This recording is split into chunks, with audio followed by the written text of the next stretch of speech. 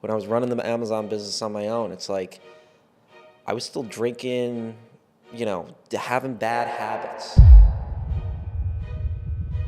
Because I was also a bartender too, so it was like I was immersed in that atmosphere of take a shot here, take a shot. It's like it's a tough environment to be in.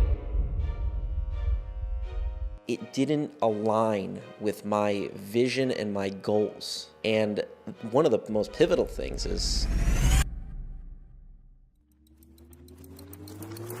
So we were just talking about before we started how the we're down in Miami for Miami Seller Conference, which is an event that goes on every year, big Amazon event, and like the difference between now versus years ago when you were saying that you were down here. I had never been here, and so we did a seller event, but you had like frequented this area, and like the mindset was totally different than what it is now.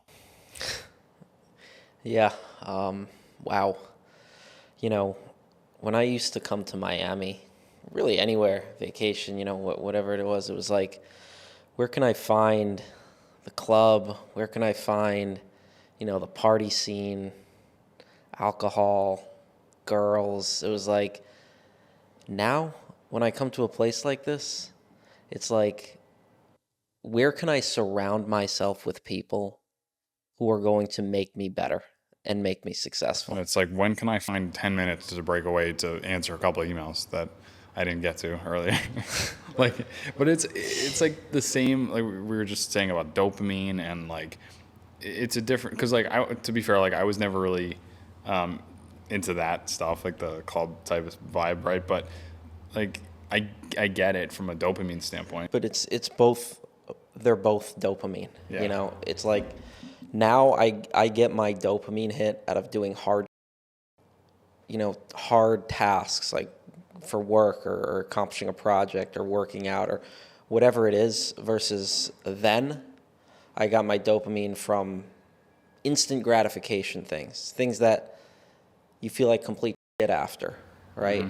But now you do something, the dopamine hit comes from the fact that you put in the work, you put in the effort, and you got the result, you got the reward, right? And it's the same, it's both dopamine, like both of those areas are dopamine, but it's like, One of them you can feel good about yourself yeah, after, because I don't know, it ties in with like things that are easy, things that are fun, usually don't take a long time, and they're not really gratifying. It's just a very temporary high.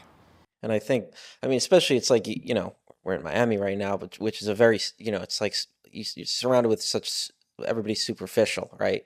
Not everybody, but like it's a lot of flashy things, nice things, everybody's like, where's the party scene at, renting supercars and just for show, right? It's like, that is just a instant hit. All of that is just a temporary instant hit of dopamine that just gets erased. So it's like the more time that I could spend in the building and the scaling, right? Because it's like these little milestones that you keep accomplishing. You accomplish this milestone, dopamine hit. You accomplish a bigger milestone, you get those small hits of dopamine, but that's the fuel that keeps you going. It's like when we're on the phone with a supplier. I was just thinking that because that's what, especially like, that's what arbitrage was too. That was for me what made me want to continue selling, because like if you didn't get that feeling of gratification after you sold an item, especially going to a store, finding an item, that was exciting. RA is exciting to me. And so for you too. And it's like, that's what kind of drove you at first. But then you shift to wholesale, to brands, like you said, talking to them, and it's the same thing. It's just a different business model, but Yeah, I mean, I think that applies to, it doesn't matter if it's wholesale, it's cold calling and sales in general. Like, and that's what we're doing. We're doing sales, we're cold calling brands, we're strategizing mentally on the phone and dancing with the prospect to try to feel them out, ask them questions. But you're sitting there, maybe you got your feet on your desk, whatever, and then all of a sudden that conversation starts elevating and escalating, right? But what's coupled with that is it's like it's not just some, you know, brand that you're talking to that it's like you're, Hopefully not. yeah. Well, Hopefully, then you if it is, got, then you wouldn't get excited. yeah. You know what I mean? But it's like you're taught because you see what's going on. You see the selling price. You see the Keepa chart. You see these different indicators that are telling you the reward is very, very high. There's a pot of gold at the end of that rainbow, and Yeah, you're like a little closer to getting there. yeah, Yeah. Well, it's also like because when we go out, I tend to take whatever $400 or $500 and I'll throw it into like a slot machine like whenever we go away or something. And I've said to you before like that doesn't like you win something. I'm like, It's because you didn't do anything. Like you didn't yeah, exert any effort to right, get that result. right. I didn't you It's didn't like, exert any, and then but that's kind of like the superficial thing you're talking about. yeah. I mean, if I like, I don't know. I find it hard to imagine just, it's like if you won the lottery, like uh, it wouldn't, Well, it's like, what do you most do? people, I don't know the exact statistic, but I'm pretty sure it's like most people or a lot of people that win lotteries go broke. Yeah. Well, that's because like most people who are scratching tickets have no concept of personal Yep. finance or I money at remember all. when I was going to school when I was like a little kid and my dad and I would stop every day at this place he would get his coffee in the morning. And there would be the same guy there every day scratching lottery tickets. And it was like profusely like didn't even get to the car, like was at the counter doing it. And, maybe he was in his car doing it too. But it's just like that is the epitome to me of looking for quick dopamine.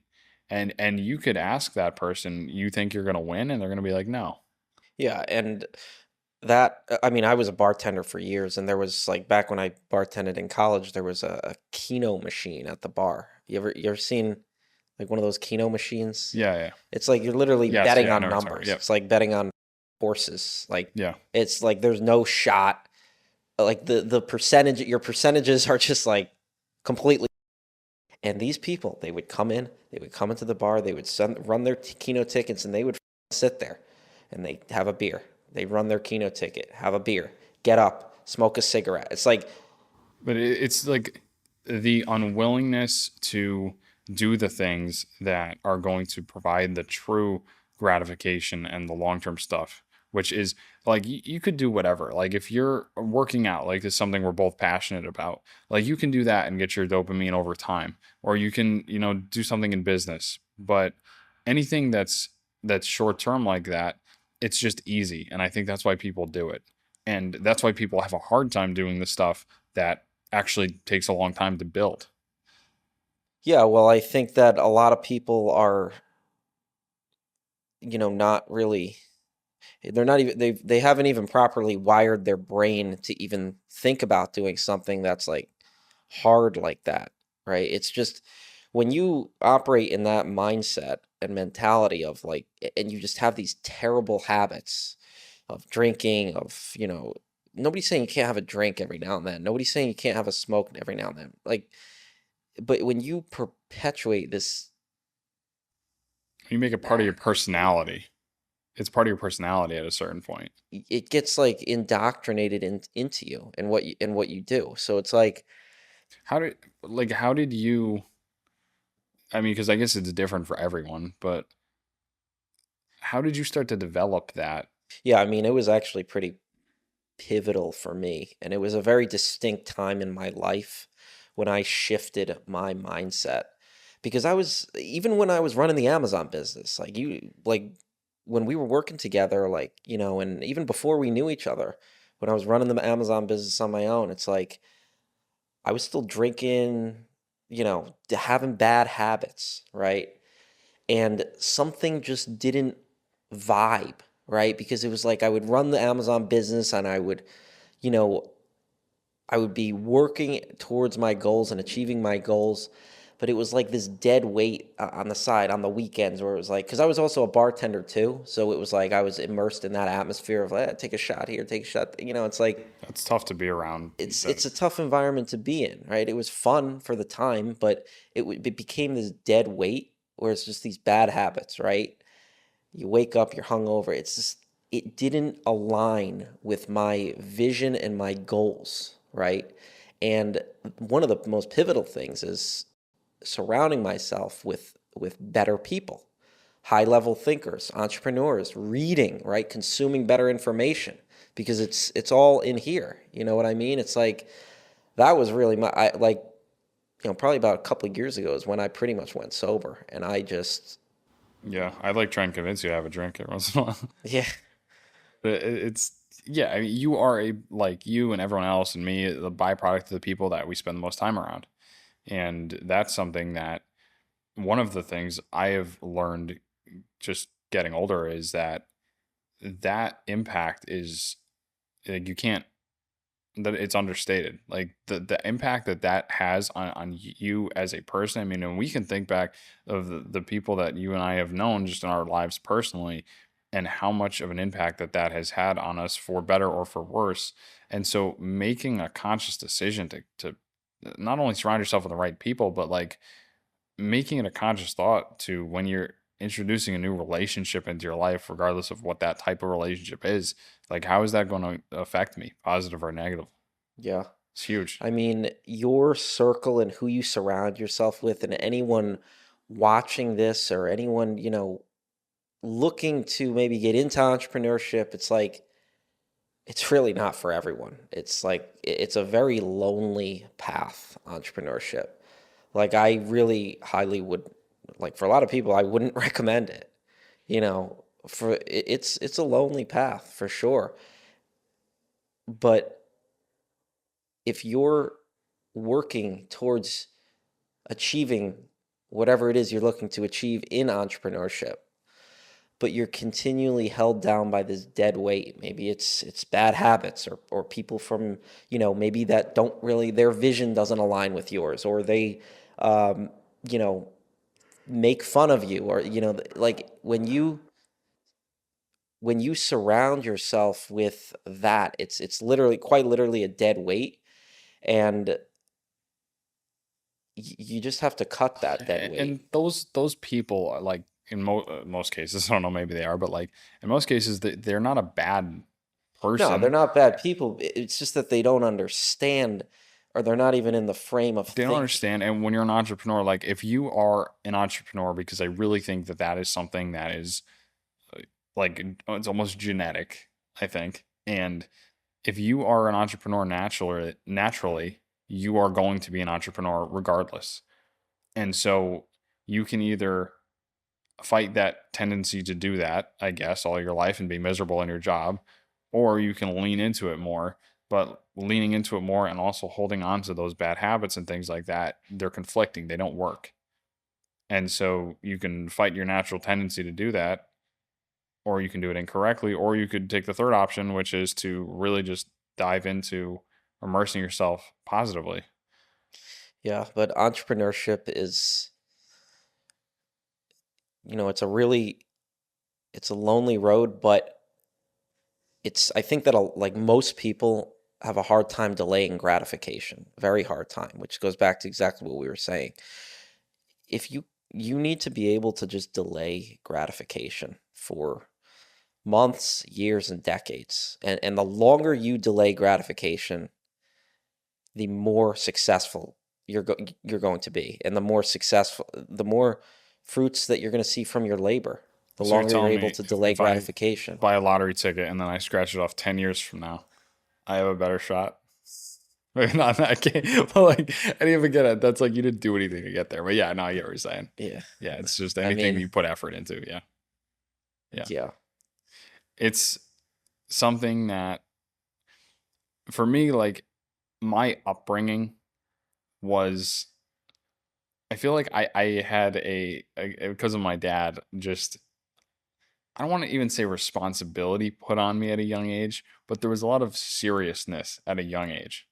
And it kind of made me not even be interested in doing those things because I was always of the mindset where I was like, I need to work. I needed like, and it wasn't in an unhealthy way at all. It was just, there was a very serious mindset when I like, there was a lot of responsibility kind of, I think at a younger age. I guess I just said that there wasn't responsibility, but I guess there kind of was.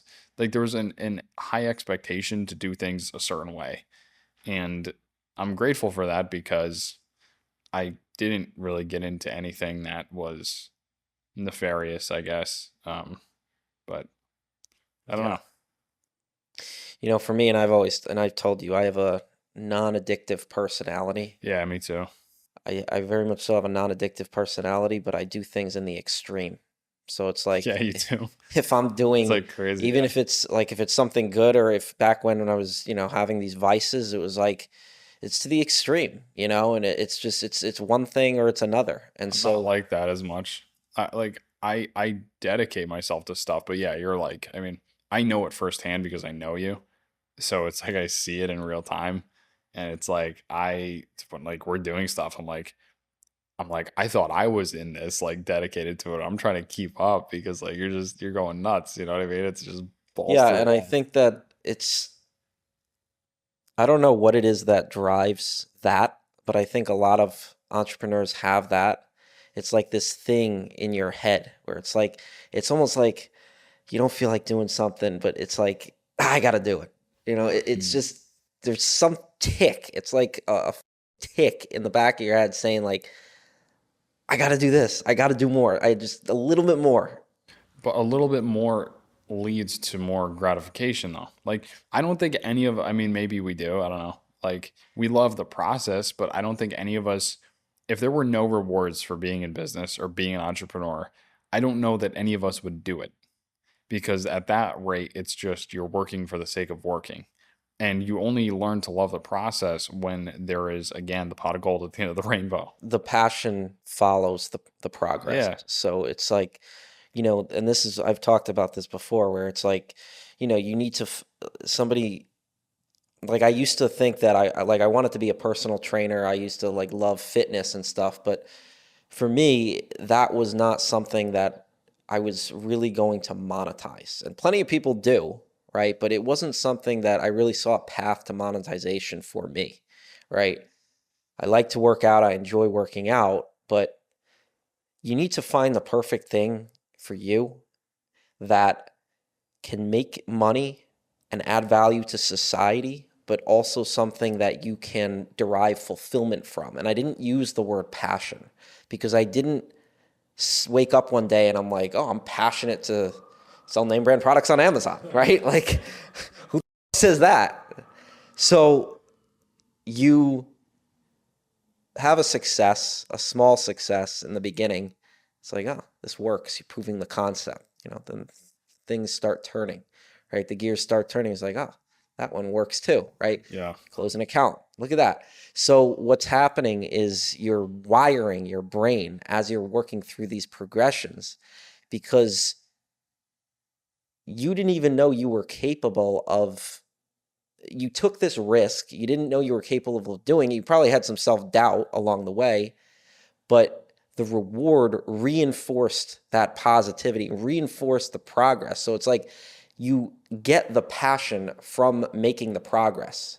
And a lot of people are, doing things that they're not fulfilled in. They're in jobs that they don't like, and they don't really understand or know how to get out of it, or they don't understand. Like I always wanted to have a business for me personally. I just didn't know how to do that. I didn't know what kind of an entrepreneur I wanted to be. And so, I sort of fell into it.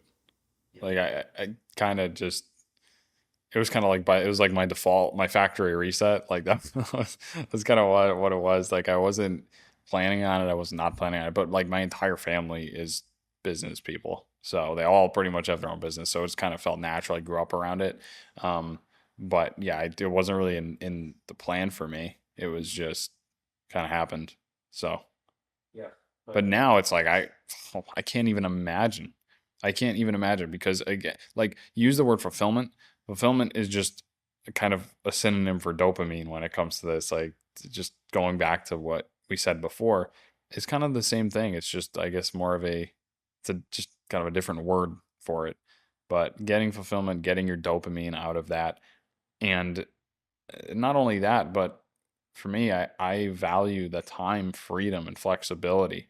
I absolutely like, what was it the other day? I said something to you about going somewhere at a certain time. And I was like, I don't want to do this again.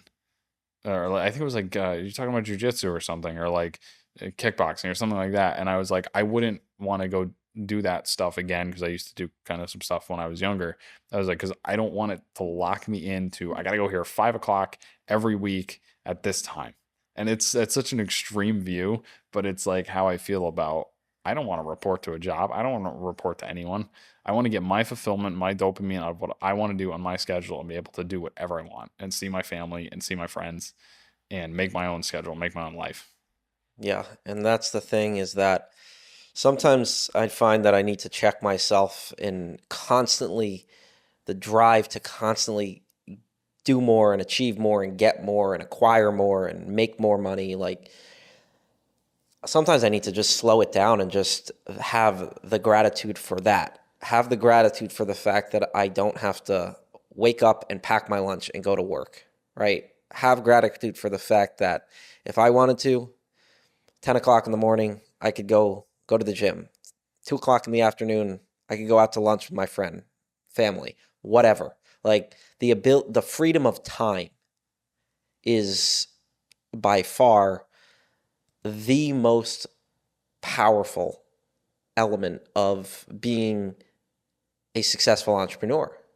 The freedom of time. And when you systemize your business and when you start to see your business is now operating without you inside of it, it's just that is such a powerful feeling because everybody's buying their time back, right? Like we're all trying to buy our time back. And time is the most valuable currency on the face of the earth because it's scarce. We all have limited time. And because of that, that's where I try to have that gratitude and remind myself that, these small little things, right? Doing things in the moment where it's like we were saying the other day to each other, just sitting in the afternoon, having a lunch, whatever it is. Yeah, it's huge. Getting your fulfillment, your dopamine, and your gratitude and everything comes from entrepreneurship. And so I guess if someone's listening and is in that mindset, I'm sorry to tell you, but like if you're a natural born entrepreneur, you're gonna fight the urge the rest of your life. Everything that comes up, you're gonna want to do something entrepreneurial with it. And the rewards for doing that are very vast. Like you're going to feel more fulfilled in your life. You're going to feel like you're achieving something that matters. You're going to want to work because your work is going to give you more rewards and you're going to fall in love, hopefully, with the process and have all the freedom of time and everything. And you will never do that with a job. Yeah, I think that a lot of people can get fulfillment out of their jobs and, they can get fulfillment out of, what they're doing. I think it's limited when you're building someone else's empire, right? Rather than building your own. But that's why entrepreneurship, it does provide, it's like in terms of paths of wealth, it's just like by far the most sacred path to wealth because you have that element of personal fulfillment. And can you get that in other areas? Absolutely. But I just don't think it's as powerful as when you create something and you watch it grow over months and years and decades and you watch that process happen and know that you created it, you started it, you began it, you cultivated it.